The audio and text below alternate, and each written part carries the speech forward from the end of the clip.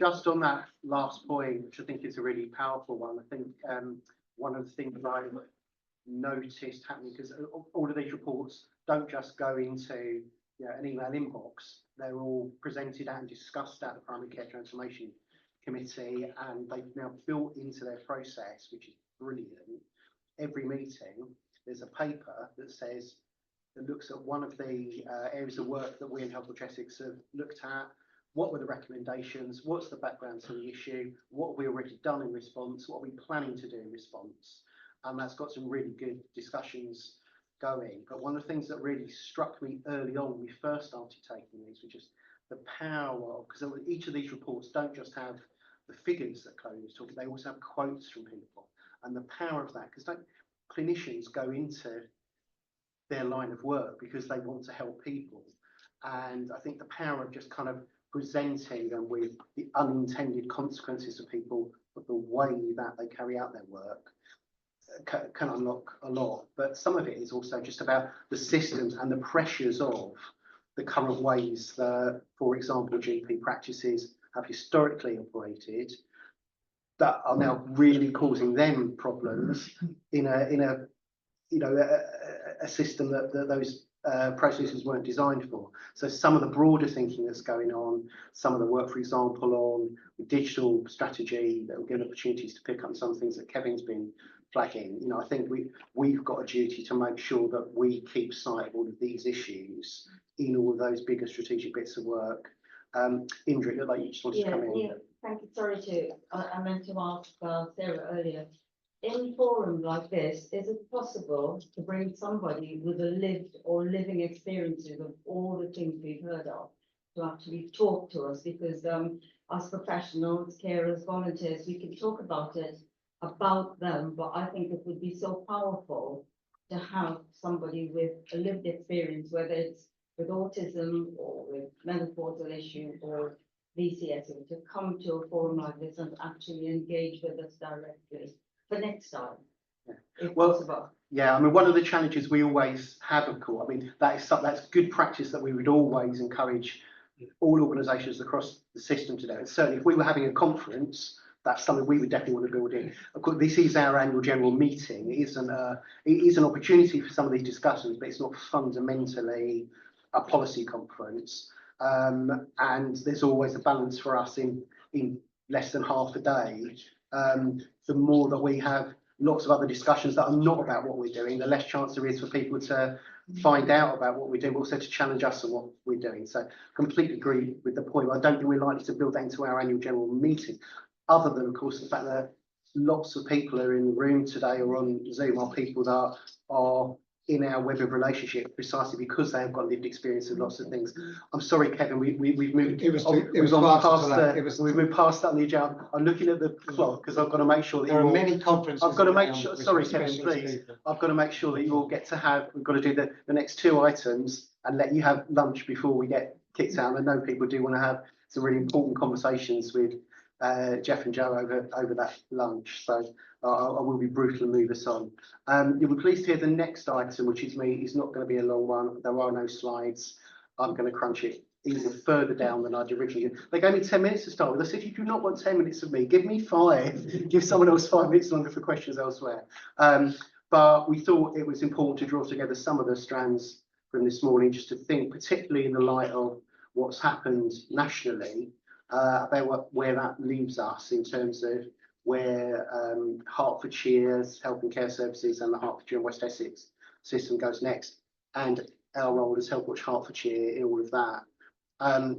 One thing that has come through really clearly from today's discussion so far, I think, is the big issues that we know matter to people because they tell us matter to them, and that partners across the system are trying to work on in a long-term sustained way, and in an increasingly joined up way, not nowhere near joined up enough, but in an increasingly joined up way. None of that has been upended by the political decisions that the electors across the country took. Was it last week, week before? I'm kind of losing track now. But I think there are real opportunities, but also some challenges that are going to come from the change that we are all going to see. So we know that there's going to be a really laser-like focus on tackling waiting lists. What we don't yet know is whether that's going to go hand in hand with the right focus on people's experience while they're waiting, and what happens to them once they've moved off of a waiting list for treatment, but probably still have ongoing needs.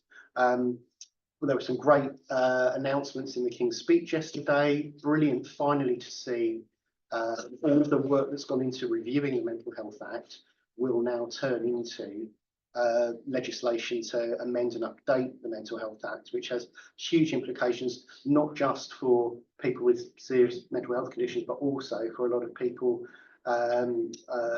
you know, on the neurodiverse spectrum and people with learning disabilities who have been swept up into really inappropriate, really old-fashioned mechanisms based on legislation that is decades old.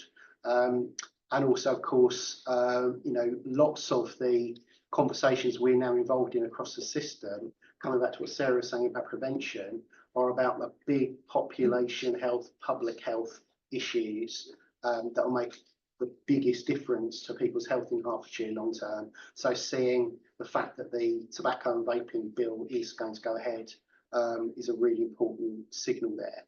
But, you know, we all know that nobody's going to turn on a tap and flush resources through the system. The new government's been really, really clear about that. So that still presents a really big practical challenge for all of the people trying to plan and deliver services for our population.